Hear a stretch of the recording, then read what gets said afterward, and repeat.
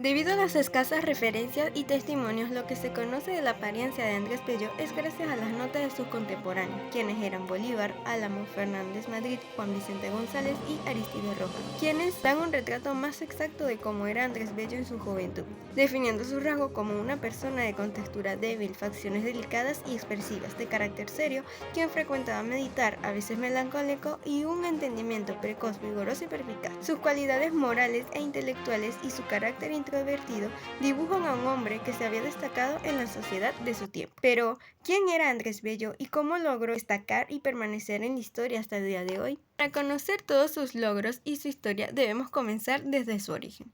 Su nombre completo era Andrés de Jesús María y José Bellos López. Nació en Caracas el 29 de noviembre de 1781 como hijo primogénito de Bartolomé de la Luz de Bello y Bello, quien fue abogado y fiscal, y de Ana Antonio López. Andrés Bello vivió los primeros años en la casa del abuelo materno, Juan Pedro López, situado detrás del convento de los Mercedarios en Caracas. Esta vecindad trascendió en el niño Andrés. La biblioteca conventual fue centro de sus primeras lecturas y donde entró en relación con su maestro de latinidad, Fray Cristóbal Quesada, conocedor de la lengua y literatura latina, quien echó los primeros cimientos del humanismo clásico en Andrés Bello. En su ciudad natal cursó las primeras letras en la Academia de Ramón Wallenstein, donde aprendió latín. Bello tradujo el libro quinto de la Eneida. Prosiguió sus estudios hasta graduarse de bachiller de artes en 1800. También cursó estudios inacabados de Derecho y Medicina. No prosiguió debido a que vivió entregado sin descanso a la lectura de buenos textos. Estudió por cuenta propia el idioma francés y luego el inglés, lo que dio una preparación excepcional en el medio caraqueño de su tiempo. O sea que dominaba 4 idiomas, el inglés, el francés, el latín y el castellano, y nosotros apenas no sabemos el abecedario en inglés y hablamos mal nuestro idioma. En los años de 1797 y 1798 corresponden a los días en los que Bello dio clases a Simón Bolívar. Andrés Bello solía dar clases particulares y por ello Bolívar era uno de sus alumnos. Dos datos curiosos. Andrés Bello fue el primer maestro de Simón Bolívar y este le impartía conocimiento de castellano y filosofía, además de que Andrés era 1 año y medio menor que Bolívar. Sus traducciones y adaptaciones de textos clásicos le dieron prestigio y en 1802 ganó por concurso el rango oficial segundo de Secretaría del Gobierno Colonial.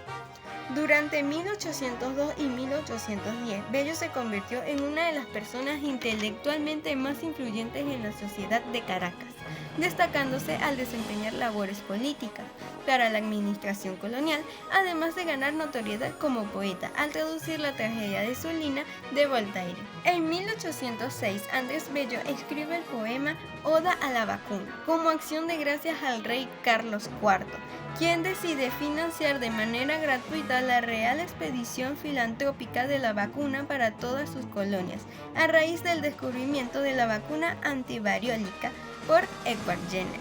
Al llegar la imprenta en Caracas en 1802, la gran notoriedad de Bello lo volvió el candidato ideal para asumir la dirección creada Gaceta Caracas, una de las primeras publicaciones venezolanas.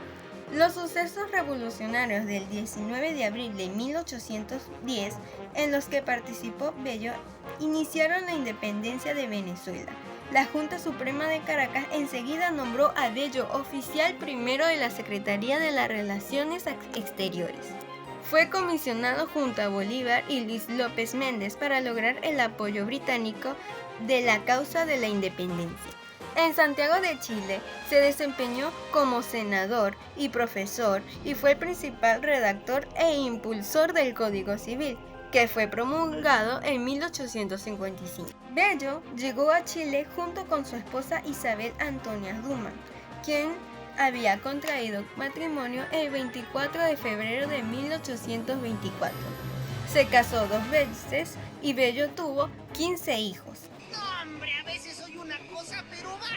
Algunos de sus nietos y bisnietos se destacaron como escritores y políticos en Chile a principios del siglo XX. Bello sufrió gravemente de bronquitis y se contagió de fiebre tiroides en septiembre de 1865, lo que debilitó su salud y aceleró su fallecimiento. Poco después fue enterrado en el cementerio de dicha ciudad. Al morir, el gobierno chileno otorgó un funeral de Estado, un evento sin precedentes, y su resto descansa en el mausoleo de los hombres ilustres. Fue humanista, jurista, poeta, filólogo, diplomático y educador venezolano más influyente en América Latina en el siglo XIX. Su influencia se manifestó principalmente en Venezuela, Reino Unido y Chile. Aspecto educativo. Educación con pensamiento educativo. Bello plantea que las funciones del sistema educativo y las nuevas tendencias de alfabetización académica buscan formar ciudadanos con pensamiento crítico y reflexivo como condición fundamental para actuar con coherencia en contexto democrático. Las aportaciones de Bello con las exigencias de la lectura académica para afrontar el mundo educativo y social, mediante el desarrollo de habilidades creativas, un espíritu crítico, nuevos conocimientos e ideas, así como la capacidad de juzgar la propia acción y la de terceros. Su propuesta de emancipación se centró en la formación de un pensador capaz de generar debates, esclarecer su propia realidad, de rebelarse contra las imposiciones y de aplicar sus conocimientos a su entorno. Esto aplica que saber leer es fundamental en la formación integral del ser humano, además de desarrollar habilidades críticas y reflexivas. Esta necesidad de formar un ciudadano participativo, Bello propone como condición elemental el desarrollo de un pensamiento más elaborado, fructífero y fundamentado en el pensamiento crítico y reflexivo. Esto permite que detecte los aspectos válidos relevantes de la información. Aspecto social. Los trabajos intelectuales de Bello fueron descifrar manuscritos. Jeremías Bentham estudió sobre sistemas educativos de Lancaster y Bell. Sin embargo, la actividad intelectual más inminente de Bello fue la creación poética. La mayor significación literaria de Bello es la de haber sido autor de Alocución de la poesía y Agricultura de la zona tórrida. En estas obras lo acreditan como el príncipe de la literatura hispanoamericana. Además, también publica investigaciones científicas eruditas y sus estudios de crítica y filología. Las ocupaciones de Bello de escritor, estudios, legaciones diplomáticas, encargos e investigaciones le llevó a conocer la complejidad de temas y problemas en cuestiones de derecho internacional. A partir de su regreso a América, escribe su Derecho de Gentes, una cosmografía, hace de periodista, elabora un derecho romano porque no existe en el país, publica la gramática de lengua castellana destinada al uso de los americanos. Además, elabora un código civil porque falta la regulación de la vida social. La reflexión de Bello se aplicó a las necesidades de los países independizados políticamente, que requerían instrumentos de educación general, de orientación y ordenación de las repúblicas y en la vida cultural. Entonces el trabajo se transforma en la obra poligráfica de maestro en una amplitud de temas.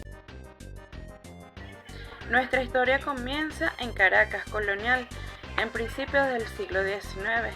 Allí un joven intelectual llamado Andrés Bello, ya destacado como oficial del gobierno venezolano, pero el año 1810 lo cambiará todo. Tras el estallido del movimiento independentista, Bello es enviado a una misión diplomática crucial a Londres, acompañado nada más ni nada menos que de Simón Bolívar.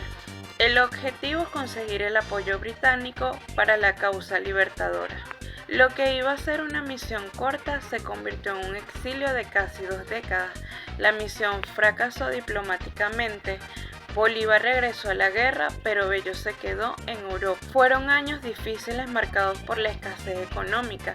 Tras la reconquista española de 1812, para sobrevivir, Bello tuvo que trabajar como profesor particular y corrector de textos.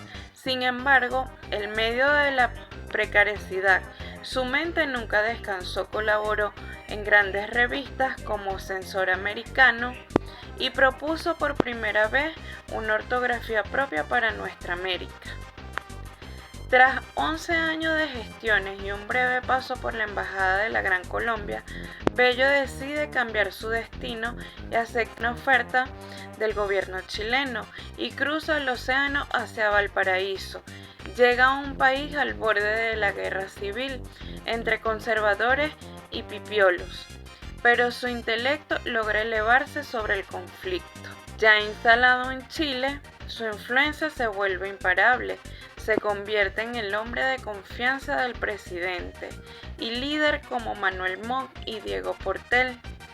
Desde las páginas del diario Arauco, moldea la opinión pública y la política exterior del país.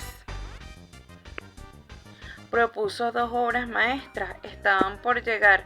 Primero, su visión educativa en 1842. Concibe y funda la Universidad de Chile, convirtiéndose en su primer rector, cargo que mantiene hasta el final de sus días. Y segundo, su mayor aporte a la legislación americana, la redacción del Código Civil, una obra tan exacta y coherente que reemplazó las leyes coloniales españolas y sirvió de modelo para muchas otras naciones, continentes como Colombia y Ecuador. Andrés Bello no solo fue un académico, fue el arquitecto institucional de una nación. Falleció el 15 de octubre de 1865 en Santiago, dejando tras de sí un legado de orden, educación y leyes que aún hoy, más de un siglo después, siguen siendo el pilar de nuestra identidad americana.